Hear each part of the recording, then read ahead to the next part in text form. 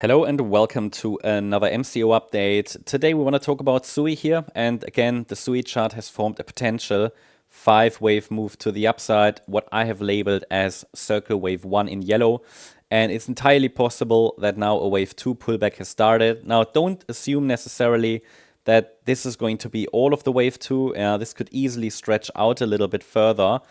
We don't know that yet. For now, I'm tracking a simple ABC structure down, but it could just turn into something like this. Yeah, this is definitely something to keep in mind. Hold on, just want to move the box to the right. What is important to understand at the moment is we're tracking a wave 2 pullback. The yellow scenario remains the preferred interpretation. Key support is between $2.09 and $3.03. Typically, you would expect a wave 2 to reach the area around the 50% retracement at 272. But it's entirely possible that we get a weak wave 2, but that will depend to a degree on Bitcoin as well. Either way, I would expect this orange support area to be reached over the coming weeks or so. And the $3.03 level, which is the 38.2 retracement, can act as important Fibonacci support. We might see a bounce there. You know, what happens very often is when we have an ABC structure like that, the larger A wave shows a reaction here, then we get a B wave bounce and a C wave down. So that could, you know, it would not surprise me if this correction takes a few weeks. I mean, it started here on the 12th of May, so we're like nearly a week in already, yeah. Because in the last week or so, it's just been moving sideways, really, right?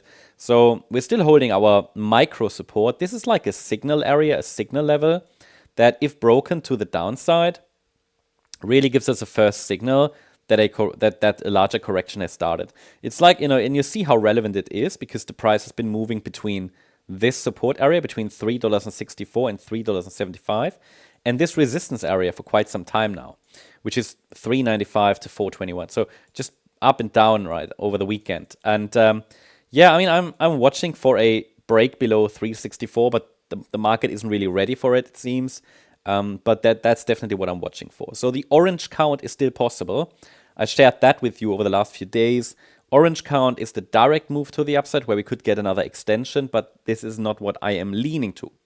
I'm leaning towards a larger correction. Well, but that involves potentially even another reset of wave B if needed. So because we haven't broken down yet.